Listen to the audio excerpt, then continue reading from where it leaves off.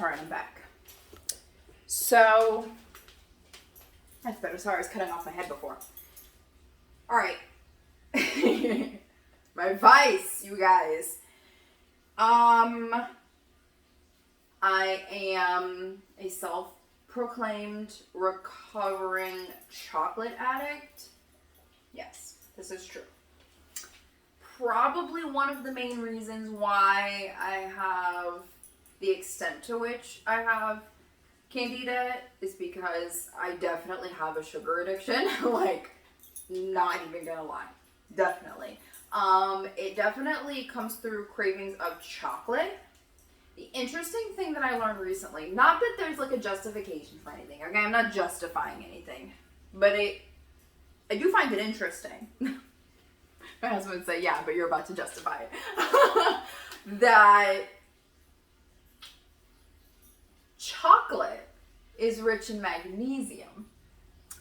And when your gut lining is impaired, your body literally has like a way of absorbing nutrients and nutrition in the gut. And if it's impaired, you're actually compromised for your ability to absorb certain nutrients. And when I said earlier in the video about like, this is true, eye twitching, right? That happened to me recently. Hold on. Well, don't put it over there. Don't put it over there, and then that won't happen. So, it started with my finger, like, just twitching just a little bit. Mild twitch. But for me, like, Like, how come I can't hold my finger still? Why is it twitching? Then I think it went to the eye next. It could be wrong. I think it went to the eye next, and my eye started doing a little twitching. And it might still do it. I'm still getting through this. Then it went to like my leg, like up here, like started like pulsating. Not really twitching, but like, yeah, like a spasm. That's the word, a spasm. But like a little spasm. And so what I know from working with functional medicine doctors and what I've known is I'm like, oh, as soon as it happened, the first thing I thought of was, is it potassium or magnesium? Now, I have a banana allergy. And by banana allergy, I mean if I have even a bite of a banana, my stomach will bloat. I'll start feeling like bubbling in this area. I'll have pain, discomfort. I might even get constipation. I think what happened was that when I was doing fruitarian and vegan, I was having like, I thought bananas were life. Like I was having like 4 or 5 bananas a day and smoothies and shakes and desserts and treats and they're high in sugar even though they're very good for you. And for somebody with Candida, I was getting worse and worse with it. So, why did I bring up bananas? Oh man. I need more omegas. I mean,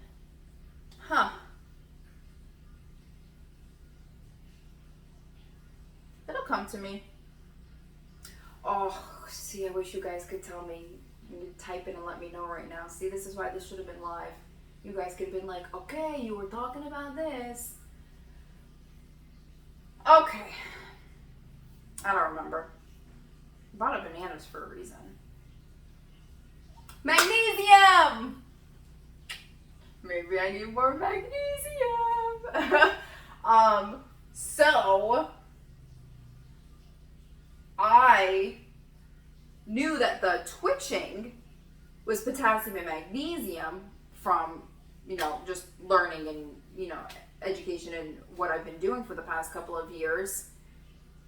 So that started me thinking about like, what do you know? And I went down my what do you know rabbit hole. And this is what I want for each and every one of you.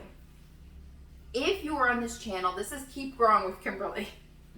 You are somebody who wants to feel well, wants to be well, wants to learn about health, wants to share that with others, wants to get better, to do better, know better, to do better. That's my philosophy. That's what I love. I will never, ever, I don't ever think that I know enough. I was just talking to my husband about the next certifications and the next schooling and the next courses I want to take. And I want to continue more anatomy and physiology. I have such a thirst for that. So everything that you learn will come to play at some point. And everything that I was learning has started to come into play. I knew that bone broth was really good for healing the gut. If I've had too much gluten or things in my diet that are irritating, literally irritating my gut lining, it can be healed. It knows how to regenerate. It just needs to have the right nutrients and environment to do it. So I know that bone broth will help, which is these marrow bones. I know that aloe and balancing your pH in your stomach will help as well. I know about the cashews and the peanuts being, something that are, even though they're good plant-based and they're protein, they're an allergy for most people for a reason. What's going on? I don't think it's necessarily the peanut. This is my belief, okay? Don't call me out on this. But I think it's more so the environment of the individual consuming with the gut and everything that could, cause a reaction. So that's why we have walnuts here. That's why I have sunflower seeds here. You won't see cashews here. You don't see almonds either because actually I am mildly allergic. I would even do lower glycemic fruits like cherries, berries, blueberries, but I am also allergic slightly to cherries. I get a little tingling in my mouth. So I do have frozen blueberries though that I will be using for this as well. Magnesium. So when I knew something was wrong, I oh no, I have a spray. I have a topical magnesium chloride spray that is like 8 or 10 ounces, that is almost completely empty, that I was using a couple years ago and then stopped using for God knows what reason, because like 95% of Americans are,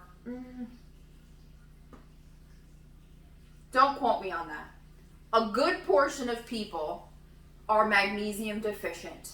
It is a vital mineral for life and for health. And I believe if you are like more acidic, like if you have acid reflux, you might need more because you're like imbalanced in your pH in your body. And I believe if you exercise, you actually sweat out some of that too in your sweat, so you need to replenish. And I exercise just about every single day. So I found this one. I'll link it below if you guys are interested in checking it out. I have been loving this. I'm shocked at how soon I'm probably going to have to order another one. This helps magnesium. It's liposomal, which means that the magnesium is delivered in fat. This is almond vanilla, almond nut butter with vanilla flavor. Sorry, I was getting a notification on my phone. Non-GMO, vegan, dairy-free, gluten-free, soy-free, zero sugar added, no MSG. It's like a paste. Like have you guys ever bought or seen the vanilla paste that you can get? By the way,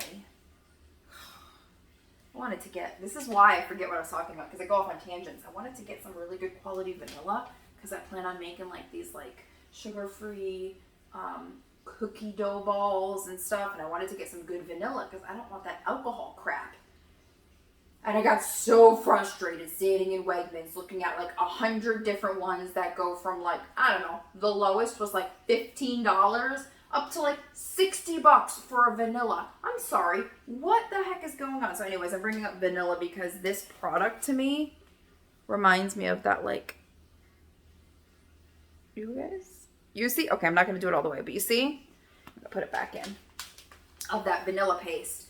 I have been weaning myself off of, even though I do fresh ground organic coffee, caffeine, like we said, is not good. Your Candida can thrive on it. So I've been trying to wean myself off. So I put this magnesium in my coffee that I'm making, which is basically I'm reducing the amount of caffeine. So I'm making it less potent and less potent and less potent. Where's my Dandelion. Oh, and I've been adding this roasted dandelion.